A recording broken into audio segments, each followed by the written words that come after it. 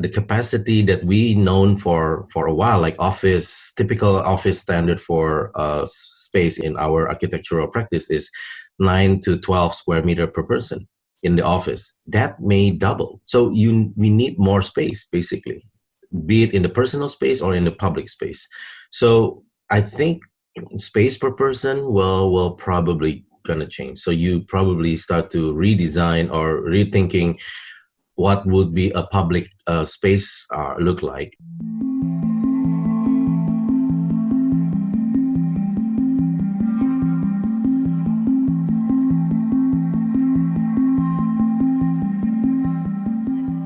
From Jakarta, welcome to On the Level. I'm Jeff Hutton. Today, a conversation with one of the minds behind Indonesia's new capital, architect Sibarani Sofian. He's a graduate from Bandung Institute of Technology, one of the big 3 universities here. He worked at engineering firm Acom, and his portfolio includes work on Malaysia's capital, Putrajaya, as well as others in Bogor and in Bandung. And before we go any further, I have to be honest here. I'm not a big fan of the notion of building a new capital. It's $33 billion that could probably be spent here in Jakarta fixing the problems that are driving policymakers to build a capital about 1,000 kilometers to the east. Could be put to work here. But anyway, I don't want to rain on anyone's parade, and Sibarani can talk us through some of the big salient issues that an urban planner would be dealing with in the middle of a pandemic, especially if they're building a new city. It's a fantastic conversation. He's one of the region's best minds in the business. Friends, Sibarani Sofian.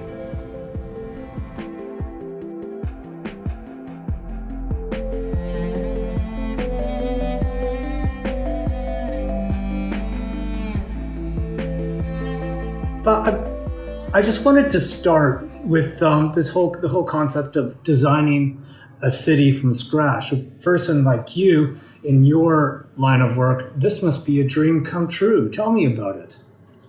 Yeah. I think the rare opportunity for designing from scratch happens more often in developing countries, compared to probably in the Western countries. And also, countries that has large land like Indonesia or India or China. It's been great because you can set a lot of principles and rules and aspiration that not typically coming from an existing city. So you can talk about some sort of like an ideal condition and aspirational targets that people normally think that it's not possible in the existing cities. Well, what are some of those things? What does Indonesia want to show through its new capital, do you think?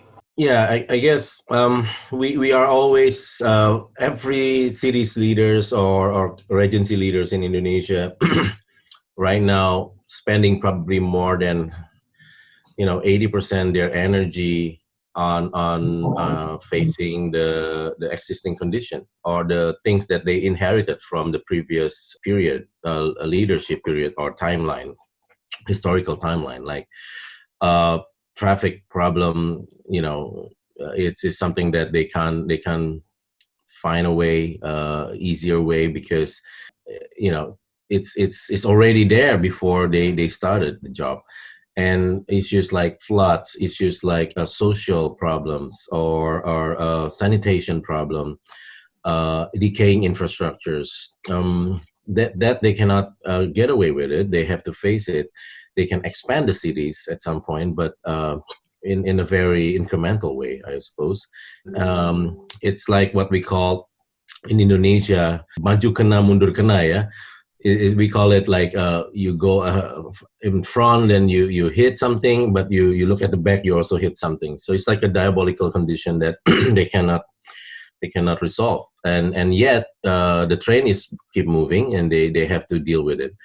So, but in the capital city, we aspire to look at all those issues as something that non-existent at the because we started from scratch and we could play around with the aspiration and condition that we desire And traffic should be, for example, urban mobility should be started from the beginning, instead of, oh, let's let the people grow organically and then we provide the public transportation later. We could, and we should plan for public transportation in day one. So people have an option not to use a motorcycle or car in the capital city, because public transportation, or I mean, in stages. Yeah, not we are not talking building an MRT in the day one, but you could do a simple like bus or local transportation in the beginning of your stages of development.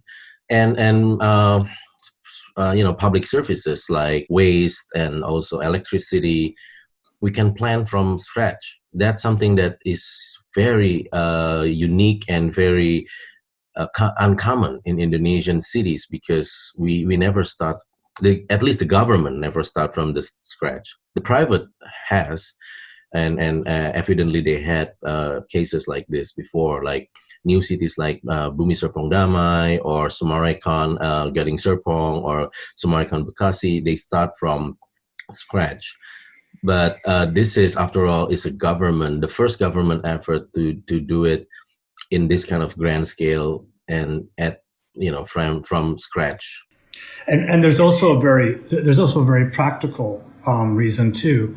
It's probably not an exaggeration to say that Jakarta is facing an existential threat, sinking as it is, as sea levels are rising. We've seen instances of flooding. That on top of tectonic instability, there's a very good reason to build in a little bit more resilience by way of moving the capital. Correct. And now, after we work on together with the PUPR and also the multiple agency in the government, especially the defense and the security, we just realize how vulnerable Jakarta is, and because we start to see the safety and also the security requirement of the capital city, especially the symbol of our nation, which is namely the president and its presidential palace and all the government working cabinet and also all the elements of the government, is sitting in somewhat at this point in Jakarta in a very vulnerable ground. You're right. Flooding, social unrest, terrorism, tectonic plate, they're all very evident in Jakarta right now. And I just realized how vulnerable it is. And not as a typical normal citizen, but now after I see all the requirement, all the ideal condition that it should be, and what other countries has, then we just realize how far we are from the ideal in Jakarta. Yeah. So the location in new capital city at least fulfill almost all the criteria that normally happen in the international standard. Yeah. There's been some examples, some recent and not so recent examples of countries building new capitals in order to diversify seats of power, adding resiliency, and maybe taking pressure off their primary cities. We've seen it in Malaysia, we've seen it in Myanmar, and a little longer ago, Brasilia in Brazil. What has been the experience of those efforts? Did they succeed in relieving pressure off the primary cities and add resiliency, or did it create, I don't want to be overly cynical, but great big white elephants that no one wants to live in? Yeah, I guess there's been mixed sort of like experience and mixed sort of like results coming from those exercise of moving cities. And I think, like, for example, the easiest way is the closest one with us, which is Putrajaya. In Malaysia. And I think it is a great example to see how the capital city movement, with the same motives of decompressing the existing primary cities of Kuala Lumpur and trying to add resiliency and also higher capacity of new urban areas in the south of the Kuala Lumpur. But there is a major difference between Kuala Lumpur and Jakarta. Jakarta. I mean Kuala Lumpur to Putrajaya and Jakarta to Pasir Penajam, yeah, or the Balikpapan. Sorry, East Kalimantan. Yes, because it doesn't have a name yet, right? The new capital has not been named, right? Yeah. I like to call it Nagara Rimanusa, but it's a bit too long, and I don't think it's an official name yet. So we may have some names. I don't know what it is, but yeah, let's call it East Kalimantan at this point. Yeah. Okay. The one in Putrajaya, for example, this is just personal observation. There's no official sort of like evidence of this or data about this yet. But being in relatively, I would say, close proximity, which is, travel between Kuala Lumpur to Putrajaya take less than an hour. The target of decentralizing and sort of like make it more self-sufficient and self-running city of the government entity alone, and of course trying to reduce the pressure from and traffic also, especially traffic between Kuala Lumpur and Putrajaya has not been that successful because one of the factor is it is too close. I mean, most of the government officials in Putrajaya have two homes. They work and probably they got some allocation of government housing in Putrajaya. They live during the weekdays, but they are frequently going back even on daily basis or probably on weekend basis to their original home. So instead of relieving Kuala Lumpur, they basically adding new sort of like pressures, because then connectivity start to be needed and traffic will start to go commuting, and land is still is actually even more it become double, yeah, because then you have two homes occupied by the same people. So I think that may not be the case for our capital city because we are thousands miles away from and separated by ocean. So you're gonna have to fly and you're gonna have to make an effort to be in the new capital city. About a 2 hour flight, isn't that correct? It's about 2 hours to Balikpapan. Yeah, 2.5 hours to Balikpapan, and you still have another effort to go to our site, probably about an hour if there's a toll road. And there is an airport express, it's probably 40 minutes I don't know, probably somewhere between 30 to 40 minutes if it's a airport express. So people need to make a very conscious effort to make a move to the new capital. So that may be a different case between Malaysia and Indonesia. But having said that, it doesn't. We are not also trying to ignore the fact that there may be what you call the white elephant effect on this. That if the government trying too hard to make it too fast, for example, yeah. One of the factor is if it's too quick and you are too hurry in a hurry to do it, and you try to aim too high, but then you know that you have certain budgetary issues. You have also certain, you can't just force everybody to move and instantly see it. Cities built in time, and you need to build it in sequence. You need to strategize. You need to also not only necessarily using a government money. You need to involve the private. And private and public partnership is a chemistry. You need to work it out. You need to make it work, and it needs to have incentive, and you need to have a disincentive to make it happen. There's some policy and non-physical things happening in there. So I think Indonesia needs to learn on I would say mostly on the failures of the other cities that more thinking about physical plan and moving it in the grandeur and sort of like infrastructure way, but then the non-physical and the social and economic and community basis is not yet taken care of.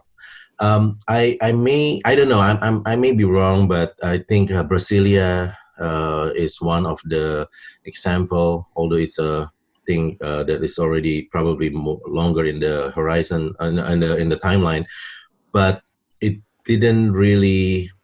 It had sort of like a certain condition where you have a very clear sort of government center, but then you are still having also the slums outside of the city, at the periphery of the city, and that is also a condition that we are, I think, some point the social and the economical structures of Brasilia and Indonesia may have certain similarities that we can learn from. I wanted to ask, just what are the, we've seen the very practical existential reasons, or the reasons for ensuring the resiliency of the country, and perhaps moving the capital. But what are the less tangible reasons? We've spoken at length in the past on a few occasions, and you said once to me that when you look around, Indonesia doesn't have too many success stories when it comes to its cities. Yeah. It doesn't have a nice set showcase to show the very best. So can you sort of speak to that? Why it's important to have at least one place that shows Indonesia at its best? Yeah, you're right that it is not in our government sort of like DNA to build a city from scratch. Yeah, I mean, we several attempts has been made before, but it until now it wasn't any. It is no this no, has not been a great example of how the government initiate a new city project that is deemed to be successful. So I think it is now the right time to do it. It has at certain level is a presidential or at least a highest rank attention. And I think we are now striving to come up with a recipe and or at least a strategy and a policy to do it. I think this is the opportunity to show that we could do it, and other cities may follow the pursuit. Because yeah, I guess decentralizing and also trying to create a new expansion of the city in Indonesia has been the venture of the private entities, not as a government initiative. And the Indonesian condition require, at some point when we reach certain level of population, we need to have a solution of, growing a city outside of the existing city. So yeah, I think there is a lesson to be made in here, and I think the capital city should be one of the example for us to look into our existing, not only the operation and also the planning, high level planning, but up to also the regulatory framework of how to manage and also initiate a city, which is not yet reviewed since probably the independence. I mean, we do have several tools on urban planning, but it is pretty old. So it has not been any innovation. It's not been any or invention about the new city making and the city planning that should be now reviewed, in my opinion, because this is 2020. It's not 1960 or 70s. Issues facing the cities has been growing, and environmental condition or social condition in Indonesia has changed, and we need to progress there. I appreciate that the planning process has really only just started, and this is government we're talking about, and quite a lot of money. So there's probably a long ways to go. And the pandemic has thrown very much a spanner in the works, and so everything is probably ground to a halt. Any deadlines out there will be pushed well and truly back. But as you understand it, what are the non-negotiables, the key deliverables that the city needs to imbue? What are the characteristics? What does it have to have? I think, yeah, I mean, the new city should secure and should at least achieve the goals of creating a great a society. Yeah. So city, in my opinion, at the end of the day, create probably a road and avenues and blocks, building blocks at the end of sort of like in the making. But what kind of people, what kind of society, what kind of civilization that you want to build um, to get there? And I think creating a new model, a new sort of like approach for the new capital city is mandatory. So I know it is a very high level up, but it needs to be there, because all this effort to create a new capital city is going to be a waste if we just building several key ministries and but then we use the same business as usual approach, creating a government complexes, a government housing. So it's just going to be a huge government offices centers and cities made from that elements altogether. Will it be a slave? Will the capital be a slave to cars, or will cars be well and truly booted out? Yeah, no. I think we've been talking about the moving ahead because we have a golden opportunity not to bring in the car. Yeah, as I mentioned before. So we could start from scratch. The fact that people will be limited on using a car. So I think sustainable goals definitely has to be there. Smart city and technology available that we can grasp today. That's also mandatory, non-negotiable. And then there's one thing that also in the mandate by the government is that needs to be an Indonesian centric. So it needs to have some ideology and also symbolism that represent us and as an Indonesian character.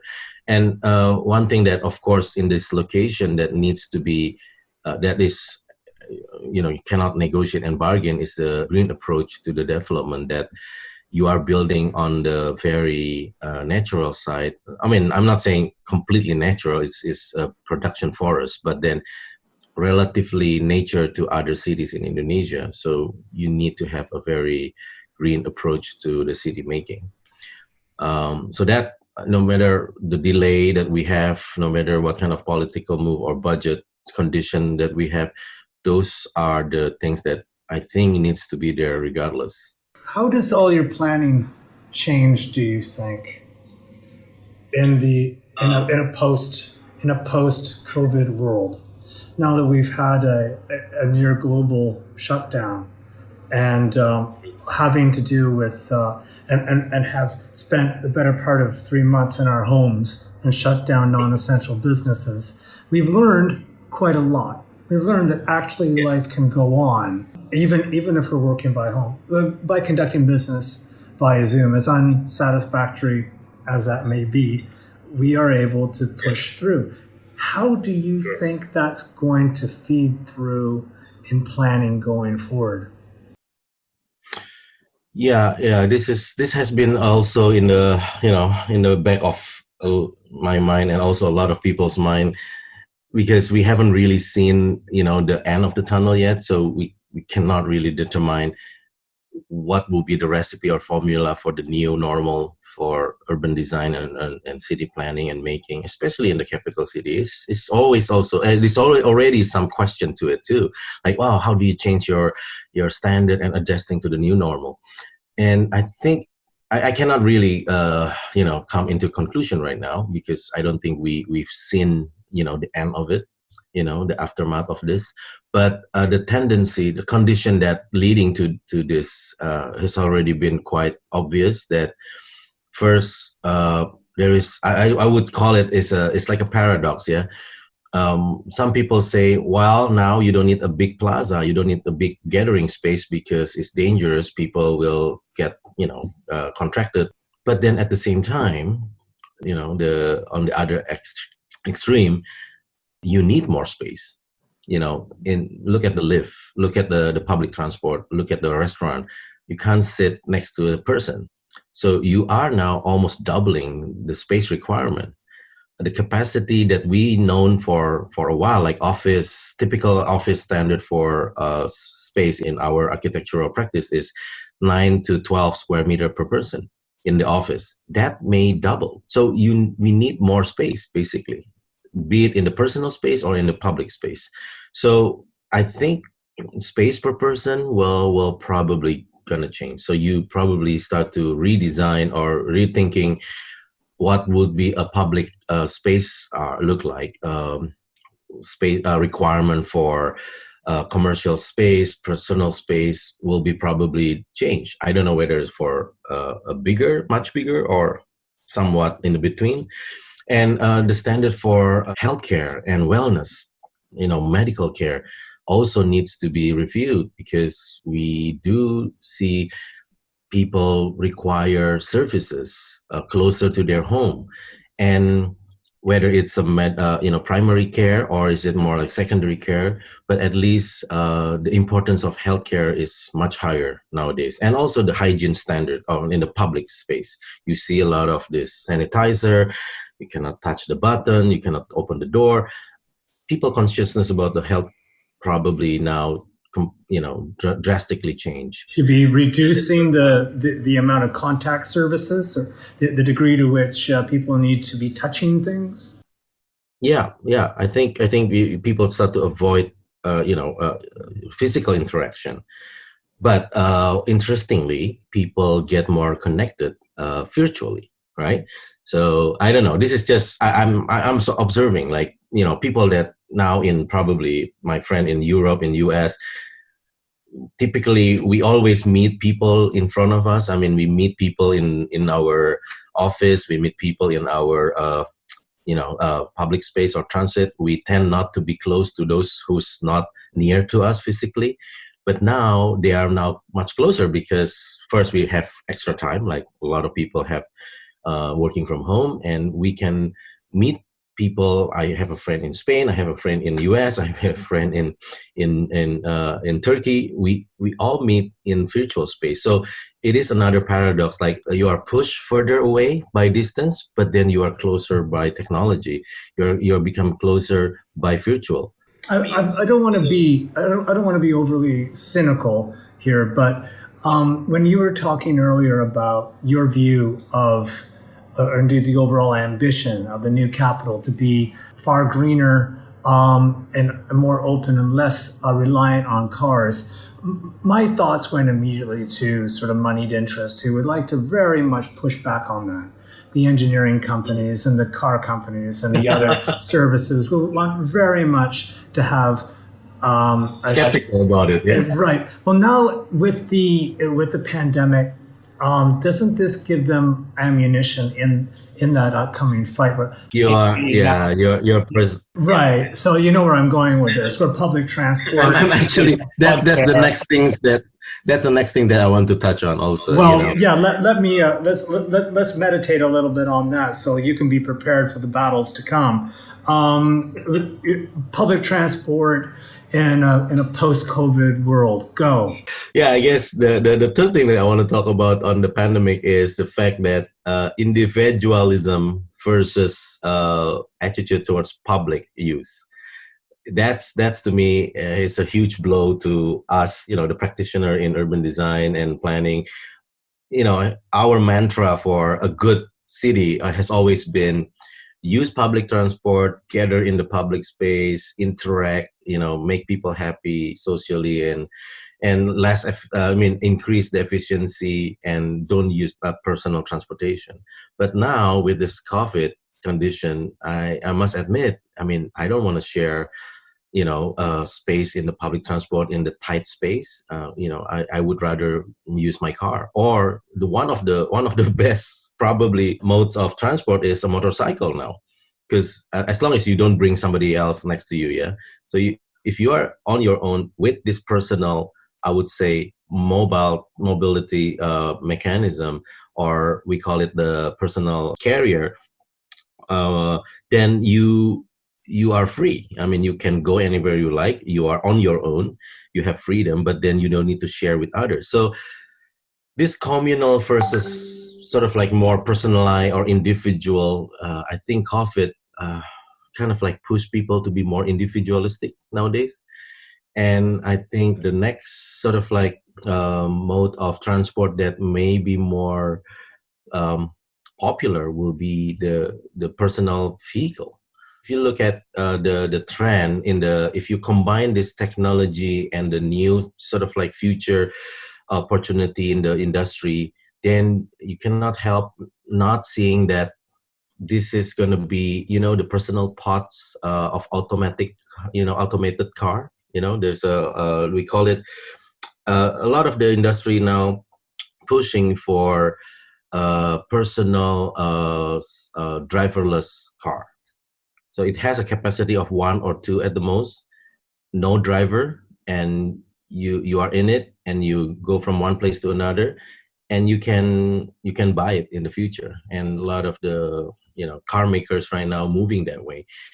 But that's not different with motorcycle or a more personalized car.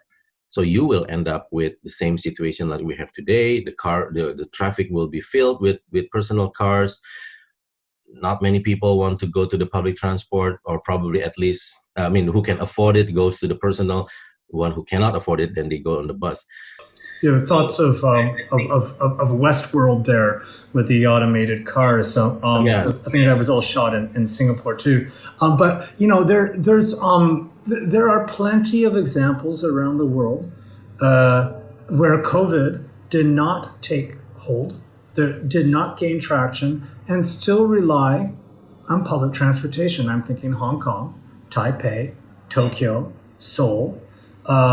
We see it didn't take hold through Shanghai and Beijing, although I think Beijing got somewhat hurt from SARS, but they recovered. Isn't that? And those are crowded trains. I've been on them, and life went on. So, what lessons do you think, as a planner, you can draw from those examples? Well, I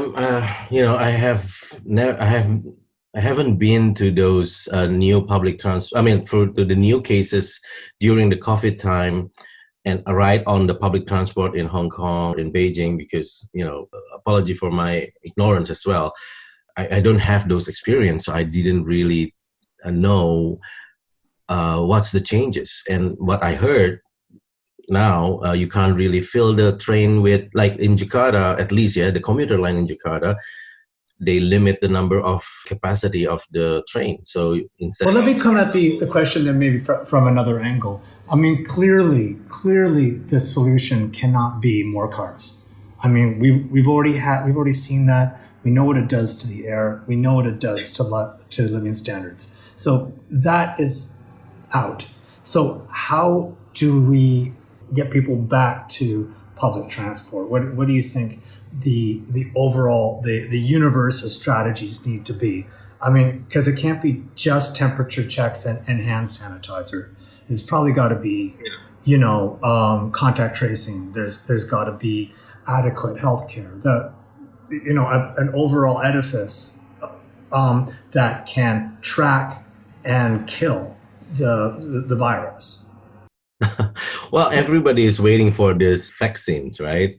Things that will get us in a more immunity to this COVID. But until then, we still have to struggle with this situation. And who knows, right? COVID probably will come COVID-20 in one days, and we are going to this cycle again. But I think public transport already has transformed now. At least they still operational, but then they have to have less capacity. They need to give space for people. They apply more strict standard about hygiene. And I think one thing that the public transport company can do right now is to use technology. The technology can enable you to be more efficient, to inform passengers about the schedule of the train and the capacity, so they can. I think there's a huge opportunity to go and use technology as a enabler, or the thing that can help to increase the efficiency of the public transport, and in a much sort of like a bigger way compared to just being like an online sort of like car sharing. Because right now it's already been evident you can use those things, but I think the bigger public transport capacity, like MRT and LRT, can use some of the technology to allow people to be more regulated, or at least to anticipate this crowd situation. So I just want to think about that for a second, because now as you say that, I've got this thought bubble. So do you envisage sort of these IT platforms using people's mobile phones where you basically book space on a train. You want to go back home, so you pay for your ticket, and it tells you the next one that you can take. It sends you a barcode, and you know that your train is going to be at 6:23, and so you don't get to go into the station until 6:10. So that so that's sort of okay, that kind of management using IT. That's interesting. So you know the capacity of the station, you know the capacity of the platform, you know the capacity of the seats. You are assigned to certain train car. You wait at that particular car, just like when you take a long distance train. Yeah, you know where you sit, right? But then the IT system already make it clear that you will be sitting in the safe area and the distance between one to another, and you just need to adapt to it in the fast moving mode and in a more efficient and sort of like quicker service.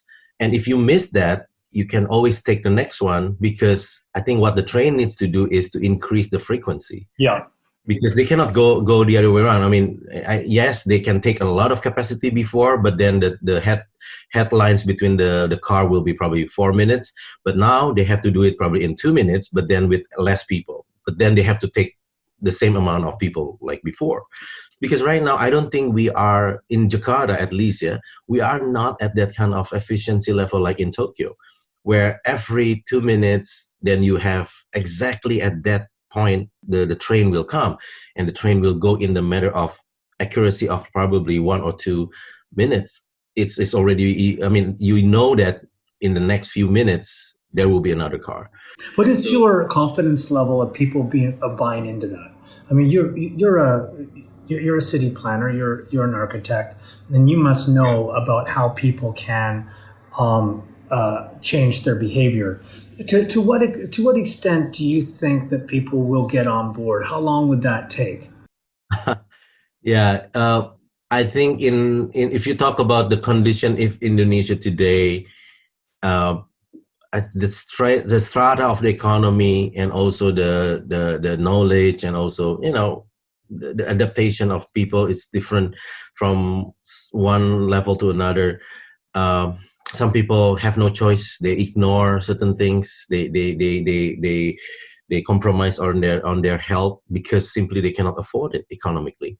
So those sort of like class may need longer time, I would say, because the urgency is there.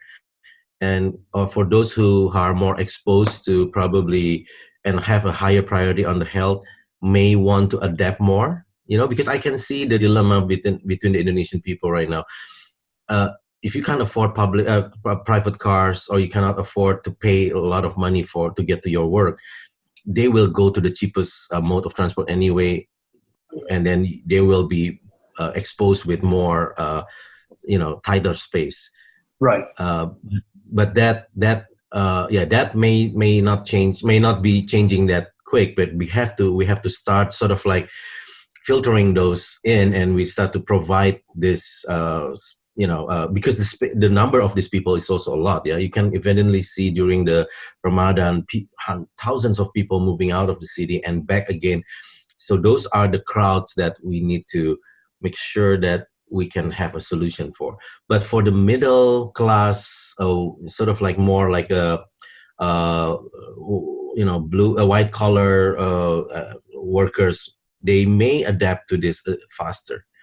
They want to find a smarter solution and safer solution, and they don't want to compromise their health. And they do have option and choices. Sometimes they go car sharing. Like stuff on my office right now, we have about 40 people, mostly white collars and workers. We find a way to get them in home, not using the typical public transport, but then we car sharing. We pick everybody up along the certain routes, and they do have a choice for that. And I can see if there is a changes if there is a technology penetration for this. The early adapters are those people, but then it needs time to get to the all those level of the society. So I guess we just need to transform or adapt to that new sort of trend or the new condition. The last question, and it's a tricky one. There's $33 billion of public money over a period of time going toward this new capital. And I'll be honest with you, Pat, I've been skeptical about the need for it ever since the beginning. I mean, I've always felt personally that if there's a problem with Jakarta and it's sinking into the ocean, then maybe the money needs to go fixing Jakarta rather than moving the elites out to a new capital. But anyway, that's a debate for another time. Even now more than ever, though, Pat, doesn't that money need to go to doing exactly the things you were saying, building out services, giving more space to people, keeping people safe, keeping the poor safe, tend to get forgotten. It's now more than ever. Don't we need to work on Jakarta first? I warned you. It was a tough question, and this is your gig. Yeah. You don't want to bite the hand that feeds you. with you, as there's never always an easy discussion. Yeah, it's always this difficult question.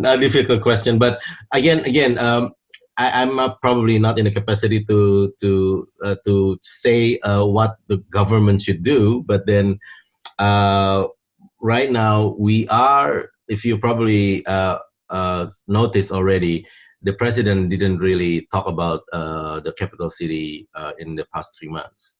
He didn't really even mention it. So I think there is it's not official, but then at least there is already a certain level of deprioritization of the capital city.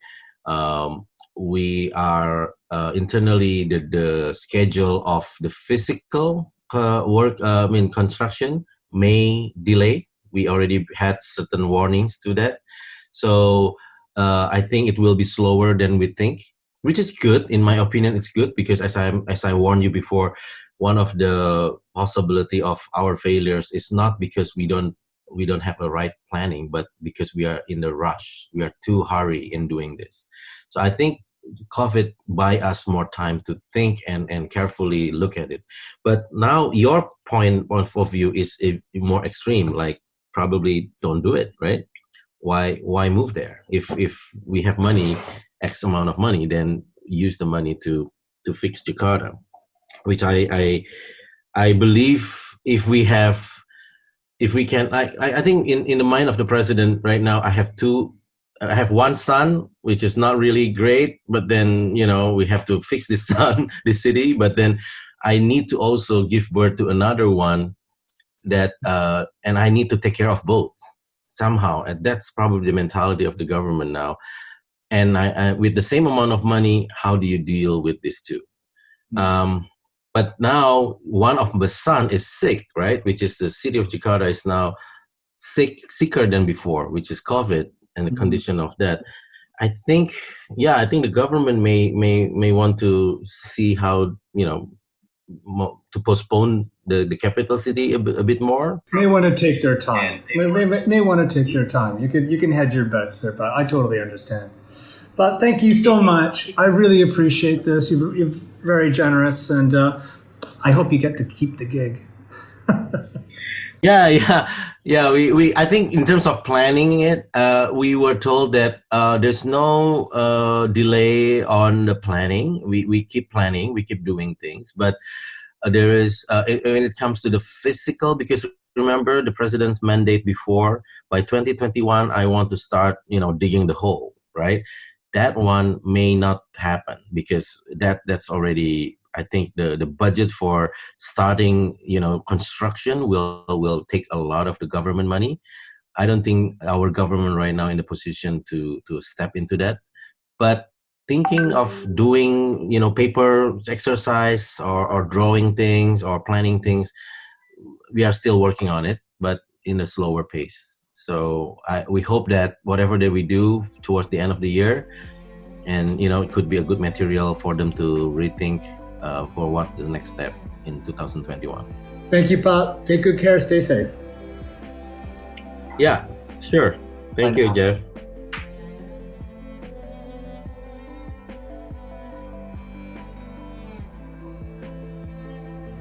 And that's the program. If you like what you hear, please hit subscribe and rate us. It helps. Thanks to Stephen Handoko, our producer, Imam Shofwan for research, and Soundstripe for our music. I'm Jeff Hutton. We'll be back next week. Bye for now.